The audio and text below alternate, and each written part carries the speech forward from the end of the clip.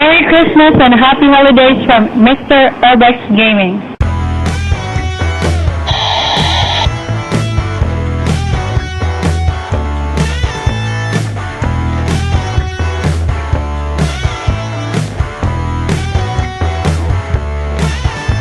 Merry Christmas, everyone.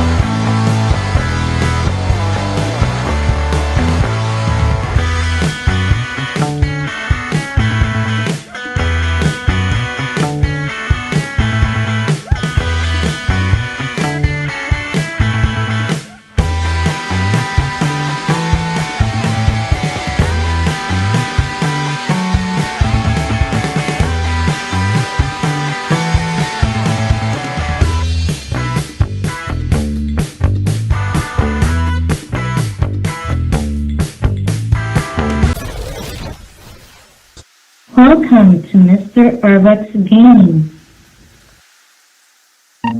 Game start. Mr. Erbac's Retro Classic Video Game Review.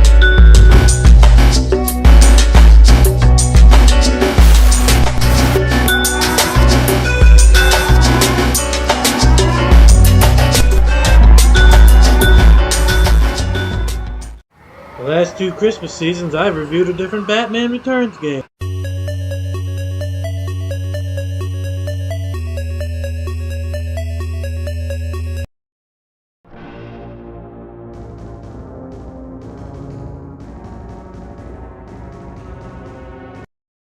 That's because the movie takes place during Christmas.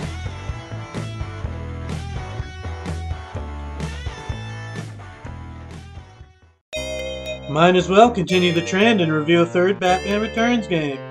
This time it's Batman Returns for the Sega Genesis.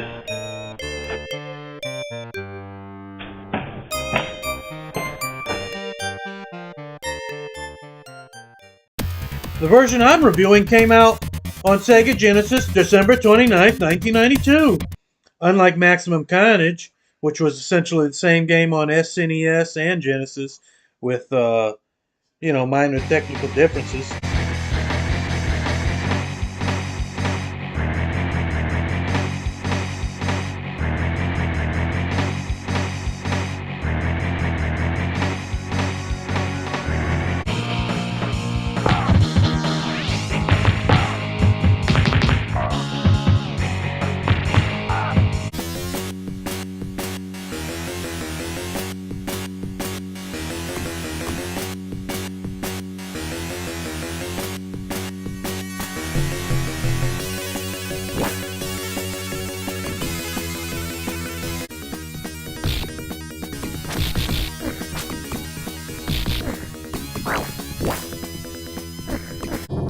Batman Returns on Sega is a totally different game than the Super Nintendo version. See, that was a brawler, or a beat 'em up, whatever you want to call it. This is a straight up side-scrolling platformer. Batman Returns brought back Batmania in 1992.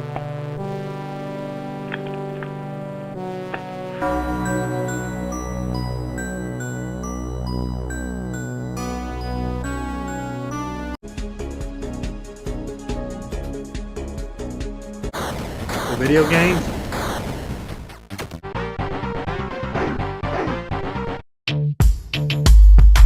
the toys, etc.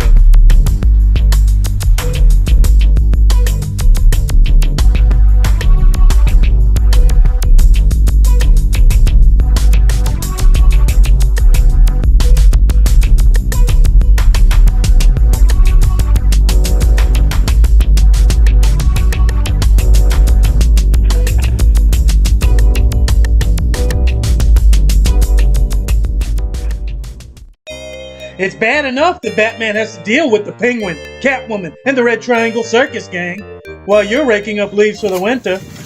You already know that the world's greatest detective has to deal with plenty of lesser-known criminals with a price on his head. My friend will crush the bat with his bare hands, but he needs another supply of venom.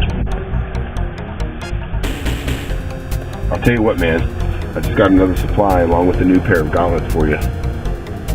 I want that porcelain-made Glock 50. Ball task the money. You got it. Be at the docks, 1300 hours. Be there, be square. Boss, the deal's done. Good, get your supplies. I want you on the move 1400 hours. Right, boss man. So grab your Genesis controller and your Batarang as I review this movie-based action platform.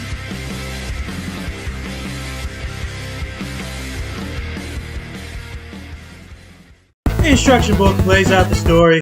The Cape Crusader to the rescue. It's not what it looks like, not at all. It wasn't Batman who released that vicious swarm of bats on the unsuspecting Ice Princess. Well, that's what a dastardly villain wants you to believe. It was a fiendish ploy to incriminate the Great Crusader as a champion of goodness and justice in the city of trickery and treachery. Batman takes on the preposterous Penguin and his band of Red Triangle Circus performers.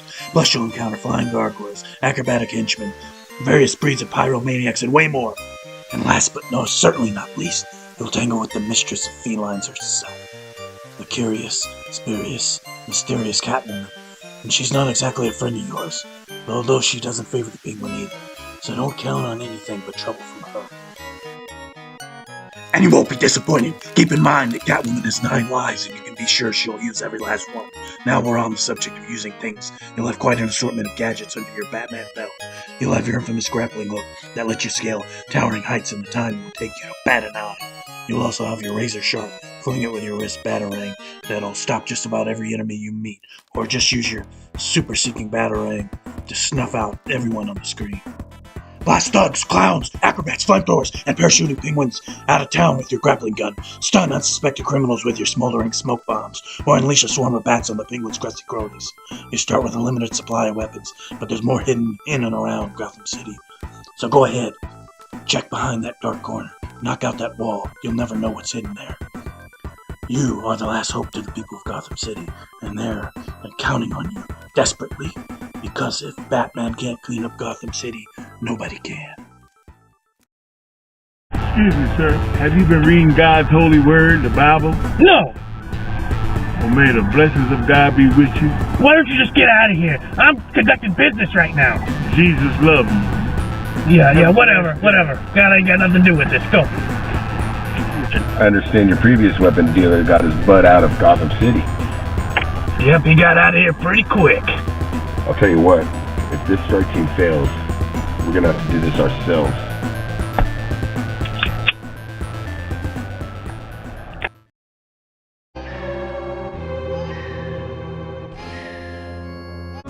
Unlike Batman Returns on Super Nintendo, this version starts you out at a later time in the movie, where Penguin frames Batman for the Ice Princess's death.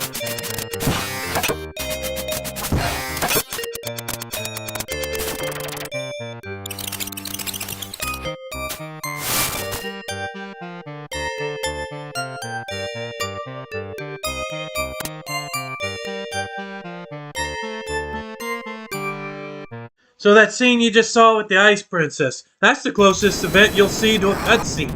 In other words, no cutscenes to tell you what's going on. Watch the movie or read the instruction booklet. Or it will be like Batman Return of the Joker, and you'll know nothing of what's going on, unless you read the instruction booklet. But that game at least had an actual beginning and ending cutscene.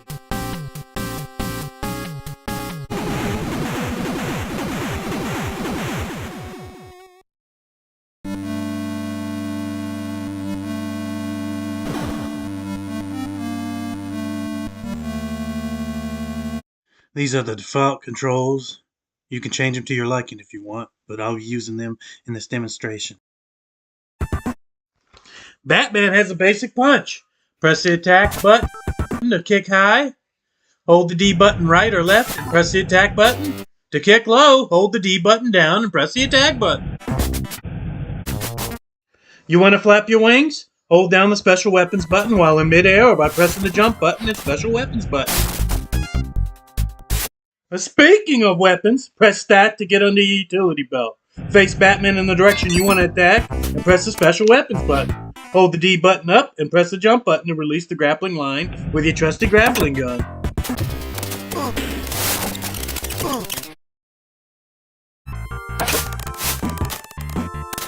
Let's talk about those weapons, or as Joker says, those wonderful toys. Of course, the batarangs.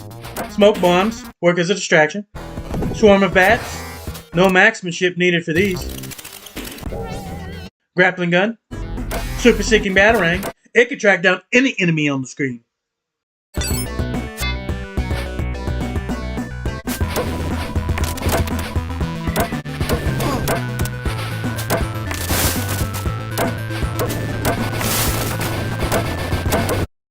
Instead of using your cape as a shield in this one, the trick is to use Batman's boots. The soles of your boots are invincible to fire, electricity, bullets, bombs, and other deadly elements. The trick is to kick to shield yourself. You have the option of choosing 3, 5, or 7 lives to start this game with. If I were you, I would choose 7, as this game is tough. Come on! Ah!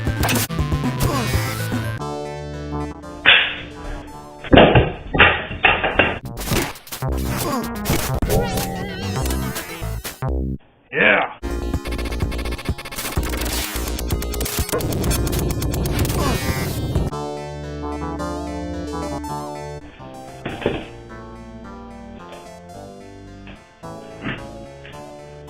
You lose your lives, and it's back to the start of the level for you, and that can get frustrating.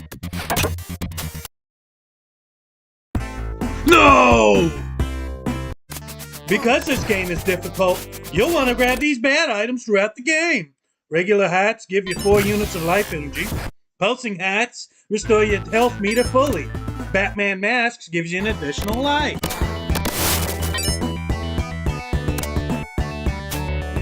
This Batman adventure has 5 acts to play through. Each act is made up of 3 to 4 levels. At the end of each level, you must defeat the boss. At the end of each act is the portly penguin.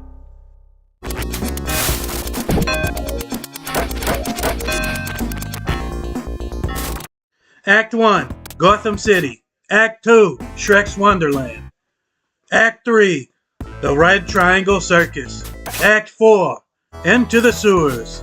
Act 5, The Penguin's Lair.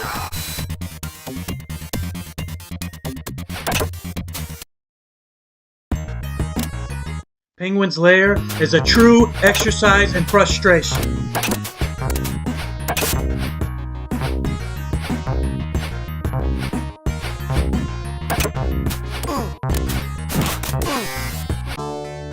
This game.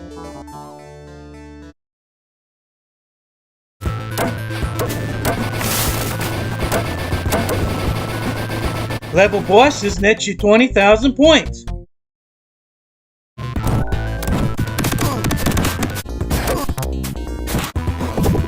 Here are the point numbers for the normal level enemies.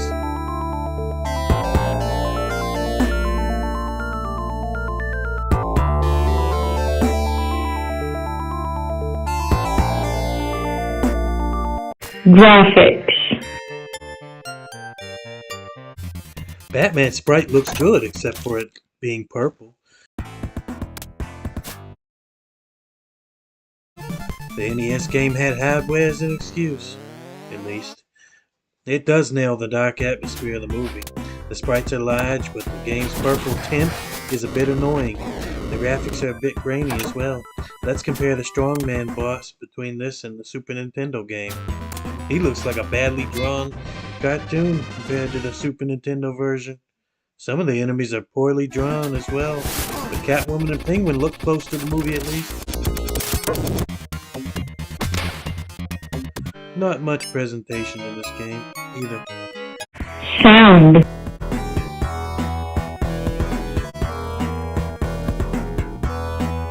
Another area that just doesn't compare to the ambient soundtrack of its 16-bit counterpart.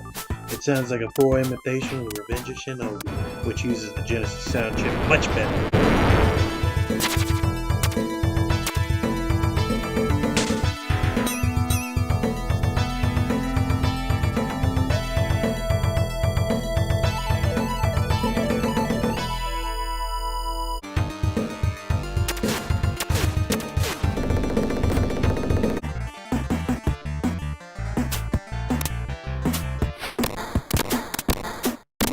There are a couple of decent tunes, but the sound effects are ugly. Even the NES version music is much better.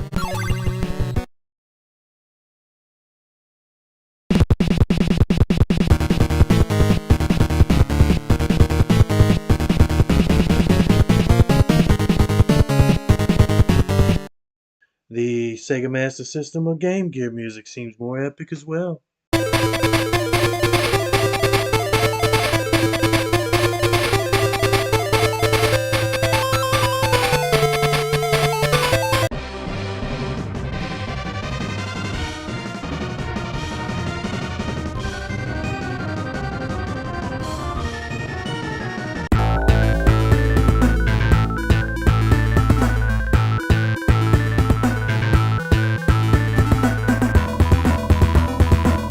Getting hit too many times can be annoying because all you're going to hear is the sound of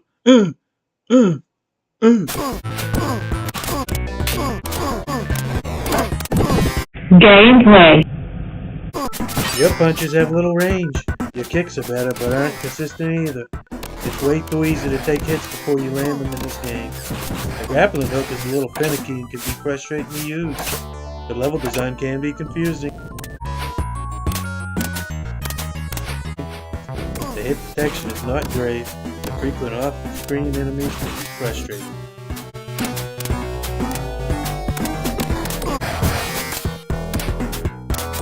Batman's glide is really cool though.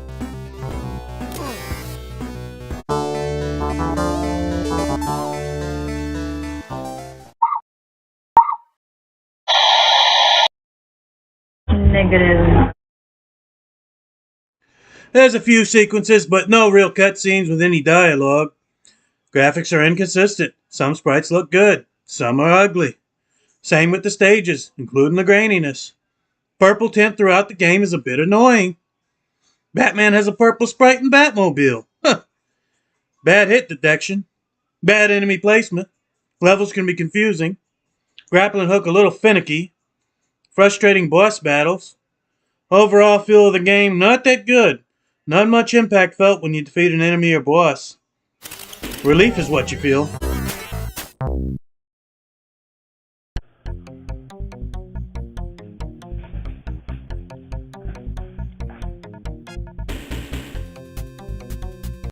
Not all platforms you can stand on or swing on are obvious and can cause frequent death. The last level is a disaster that combines every problem of this game.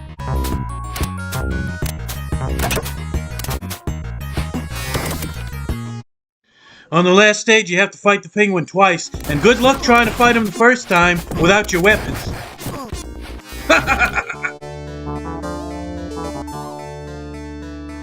The game has two so-called endings.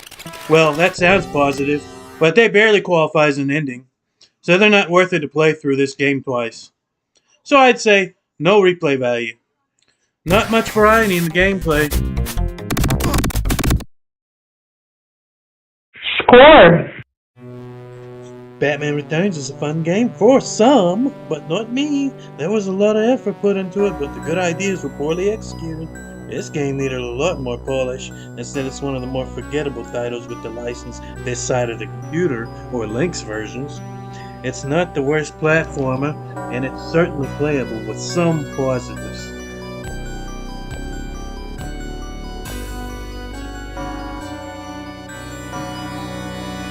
I give it a 5.5 out of 10 for Batman Collector's only.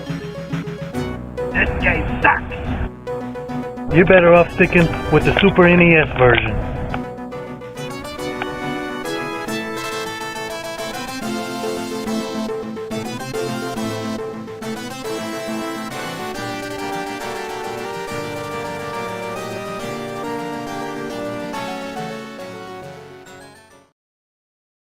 Game over.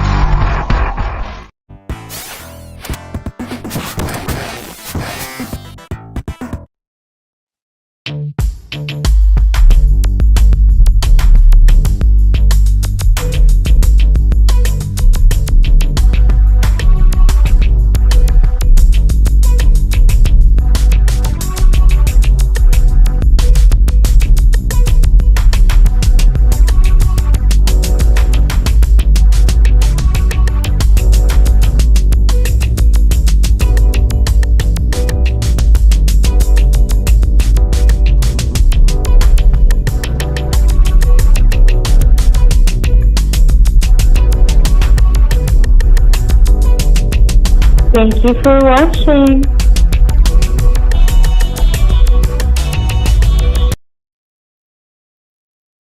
Rolling and action. I understand you're a previous gun dealer. This is gun dealer? Rolling and action. And we're rolling and action.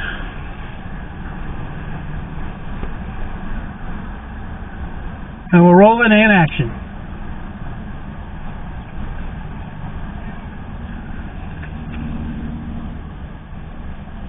You ain't saying that yet? No. Cut.